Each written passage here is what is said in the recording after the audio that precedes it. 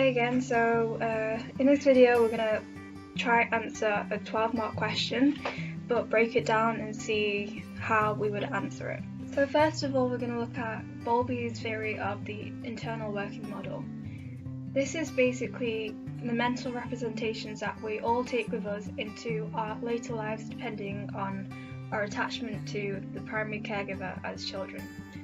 This is important in affecting our adult relationships because if we had a secure attachment as a child, then as adults we will be secure and trust our partners or friends, which we'll talk about later. We'll talk about the relationship between early attachments and adult relationships in about 5 minutes, less than that.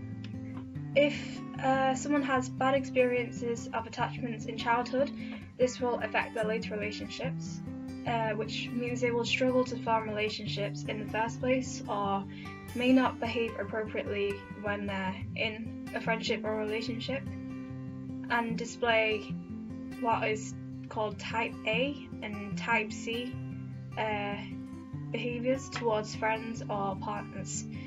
So when I say type A and type C, I mean type A is avoidant. Remember, it is A for avoidant, and type C is resistant. So now we'll talk about the relationship between early attachments and later adult relationships. So this relates to Ainsworth's study that I'm not really going to talk about too much today, but in his study he wanted to see how children reacted to different situations, hence the strange situation.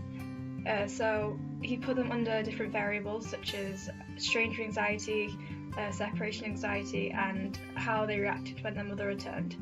So he found that there were 3 different types of attachment: secure attachment, which showed high separation anxiety, so they cried when their mother left; high stranger anxiety, so they were polite to the stranger when their mother was present, but if their mother wasn't present, then they cried and they didn't want to know the stranger; and they were happy when their mother returned. These secure types of children, they displayed secure friendships and relationships as adults, and they were trusting of their partners. The type A, secure, was type B. Think of it as a little sandwich. So you have the avoidant as A, the resistant as C, and then in the middle there's a secure, which is B, your little lettuce in your sandwich. So insecure avoidant, which is type A for abilidant, they showed low separation anxiety, so they didn't really care when their mother left the room; low stranger anxiety, so they didn't really care about the stranger even when their mother had left the room; and also little or no reaction when their mother returned, so maybe they just look up and then just return to what they were doing, but they didn't really care at all about the mother's presence. So they're type A. In their adult relationships, they had problems maintaining these friendships and relationships, and they were scared of closeness, which perhaps is reflected by how they reacted as children to their mothers. So the third type, insecure resistant, type C, they cried when their mother left the room, but when the mother returned, they rejected comfort from her, and they were afraid of the stranger as well. So these are the most confusing types because they want their mother there, but when she returns, they don't want comfort from her. Obviously, these are the most telling types as an adult.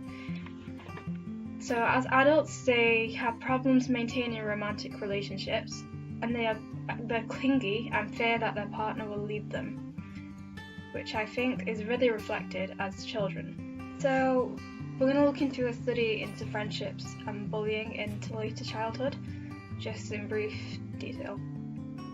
That was a contradiction, brief detail. Anyway, Myron Wilson, don't know if I said that right, and Smith, they were assessing attachment type using the standard questionnaire in 196 children aged 7 to 11 from London. So they found that secure children are very unlikely to be involved in bullying. Insecure avoidant, type A for avoidant, were the most likely to be the victims, and insecure resistant, type C, the bottom of the sandwich, they were the most likely to be bullies. The psychologists Hazen and Shaver, like your face shaver, that kind of shaver, they analysed 620 replies to a love quiz printed in an American local newspaper. 52% were securely attached, as in 52% of the respondents. These people expressed a belief in lasting love, and they tended to be happy and trusting, and were not afraid of closeness or getting involved in relationships. 25% were insecure avoidant. They were doubtful about the existence of true love, and they feared closeness and were less accepting and forgiving of their parents. 19% were insecure resistant, and they experienced emotional extremes of jealousy and passion, and they reported a desire to merge with their partners. I don't know what that means, it's kind of creepy. Anyway, they concluded that there is actually a relationship between childhood attachments and later adult attachment types, which is all you need to know about Hazen and Shaver. So now we'll talk about how we'd evaluate this question and what we would say about everything I just said, basically. So, ethical issues. This is obviously a very sensitive issue because the implications of suggesting that early attachments will impact on individuals' future relationships is quite serious. For example, in class the other day we did a Hazen and Shaver quiz, like a replica of what their quiz was, and I came up as a insecure avoidant, I think, and this kind of affected me because I saw myself as a secure type, but the quiz showed me to be an avoidant type, which I didn't really agree with. So obviously if this is on a bigger scale, there's going to be more people who feel like I did, and these results may not actually be true. Also, some individuals may feel like because they had a difficult upbringing and lack of attachment in their childhood, or an insecure attachment, it means that they might not have a successful relationship as adults, but this isn't true as well, because there are many people who may have had difficult upbringings who are still secure adults now, so it's not actually true. Third, this is deterministic and ignores the role of experience and free will, because it suggests that just because someone may have had a bad upbringing, it definitely determines how you will be as an adult, which, as I just said, it doesn't. Someone who had a terrible upbringing, such as, I don't know why I said such as, I don't have an example, but someone who just didn't have any attachments as a child, it doesn't doom them for life. It doesn't mean that they'll never have any attachments, because they can still make attachments. So it's deterministic, which is an ethical issue.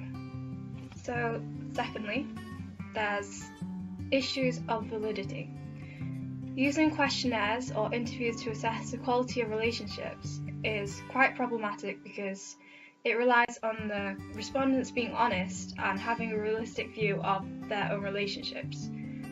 Obviously, there's going to be a bit of social desirability at play, which means that participants want to appear desirable to their peers or whoever's going to be looking at these questionnaires. So there's a chance that they might show demand characteristics, which is acting as they think they should act, because that's how they think the researcher wants them to act.